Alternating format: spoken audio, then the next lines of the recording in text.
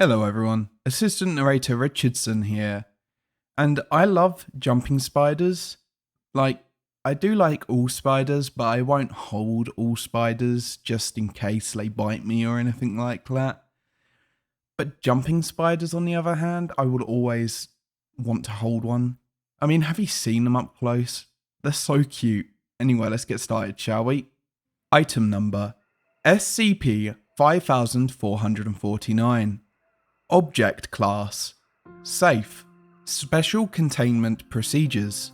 SCP-5449 is to be housed in a 40 by 40 by 40 cm terrarium in the west wing of Site-47. Assigned caretakers must maintain an optimal temperature and humidity level, which are to be adjusted when SCP-5449 goes into hibernation. The plants and decorations may be changed after it wakes up, at the anomaly's preference. SCP-5449-1 is to be kept available to SCP-5449. If used for recreational purposes, one researcher with a clearance level 2 or higher must accompany SCP-5449 on site. Maintenance is to be carried out whilst SCP-5449 is hibernating. Description: SCP-5449 is a spider of the Salticidae family, commonly known as the jumping spiders, whose species is currently unidentified. SCP-5449 demonstrates high levels of intelligence for arachnids, able to learn human language and functions of objects through observation and deduction. SCP-5449-1 is a wooden toy train locomotive with 3 small carriages originally belonging to Dr. Ramona Sylvan. SCP-5449 became attached to it after finding a way to spin its threads around the wheels and maneuver it. Because of this, it can ride on walls and ceilings and puffs silk clouds even when moved by personnel. It was subsequently designated SCP-5449-1. Discovery: on the 25th of the 8th, 2019, during a renovation of Dr. Sylvan's office, a shelf collapsed overnight, breaking an heirloom piece of amber containing spider eggs. SCP-5449 hatched and found SCP-5449-1 on the ground next to it. The next morning, Dr. Sylvan found SCP-5449 riding laps in SCP-5449-1 around her desk. SCP-5449 was successfully contained in a plexiglass container and later transferred into its enclosure. Further research showed that the other eggs were not fertilized. The origin of the amber could not be determined. Addendum 5449.1 Events with SCP-5449. 30th of the 8th, 2019. Event: SCP-5449 was visibly sad, screeched silently, and refused to eat. Researchers tried to find the cause. Result: after unsuccessfully trying to appease it with treats, SCP-5449-1 was placed next to its enclosure. SCP-5449 hugged the wall next to SCP-5449-1. After internal deliberation, researchers let SCP-5449 ride around for 4 hours until it got hungry. SCP-5449 was permitted access to SCP-5449-1 as long as it was being observed directly. 18th of the 9th, 2019. Event: SCP-5449 was fed at the scheduled time.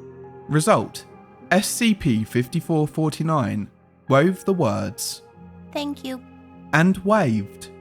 Upon questioning, SCP-5449 could not make full sentences, but appeared to comprehend the speech directed towards it. 14th of the 10th, 2019. Event: SCP-5449 was not seen for 48 hours. Result: researchers found SCP-5449 hibernating inside its cave. Researchers continued to clean the enclosure weekly. The conditions of the terrarium were adjusted. On the 22nd of the 2nd, 2020, SCP-5449 woke up and excitedly jumped around in its enclosure. 5th of the 3rd, 2020. Event: SCP-5449 saw that Dr. Carson forgot the cupcake on his desk when he went to the break room. Result: SCP-5449 loaded said cupcake in one of the carriages and rode SCP-5449-1 to deliver it. Afterwards, SCP-5449 was reprimanded and explained the potential dangers to itself. Personnel looked into extra security measures. Dr. Carson appreciated the gesture and let SCP-5449 have a bite of his cupcake. He looked further into ways the anomaly could be helpful for personnel.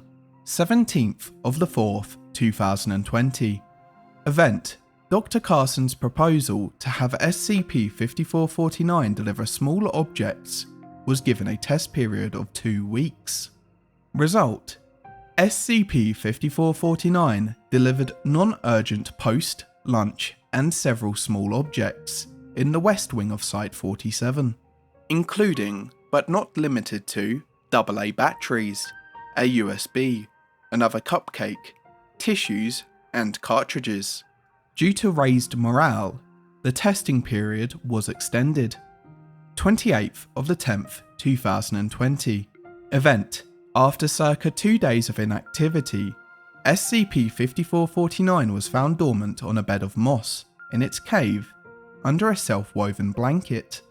Result: personnel awaits the moment SCP-5449 awakens from hibernation avidly.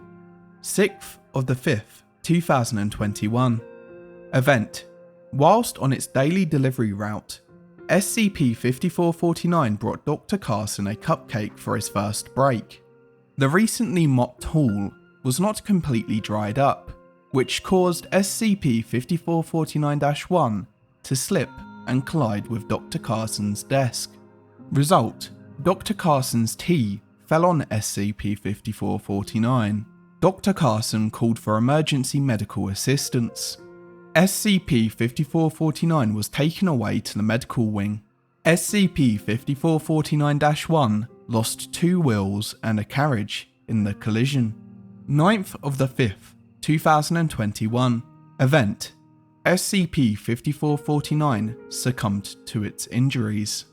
Result: a funeral for SCP-5449 was held in the west wing of Site-47. SCP-5449-1 was set on the grave with flowers potted in its carriages with the permission of Dr. Sylvan. Several researchers took the day off. So now we have an email to Site-47 personnel from Site Director T.Y. Meeks. Subject: in regards to SCP-5449.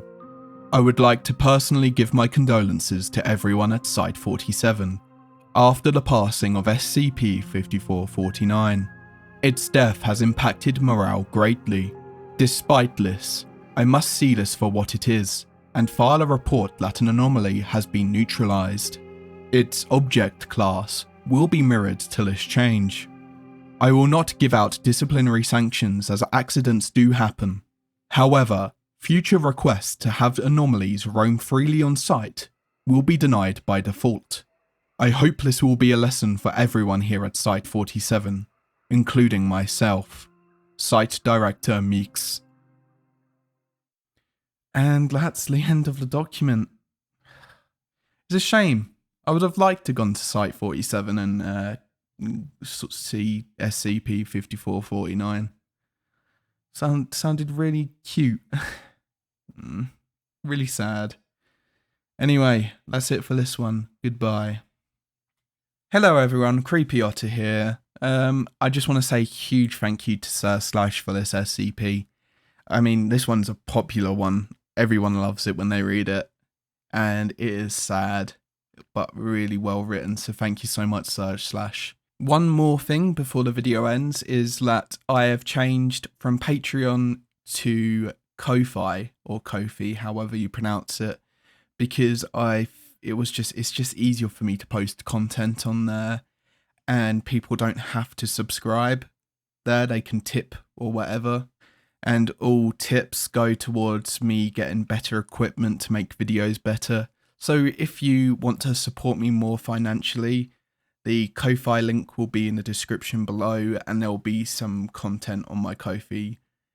It's some extra things like updates, little videos and stuff. So please go check that out. Support from there would help me a lot, like a huge amount. So yeah, everything will be in the description. So yeah, also my Twitter's there if you want to just follow me for updates and stuff. And that is it. So I shall see you in the next video. Goodbye.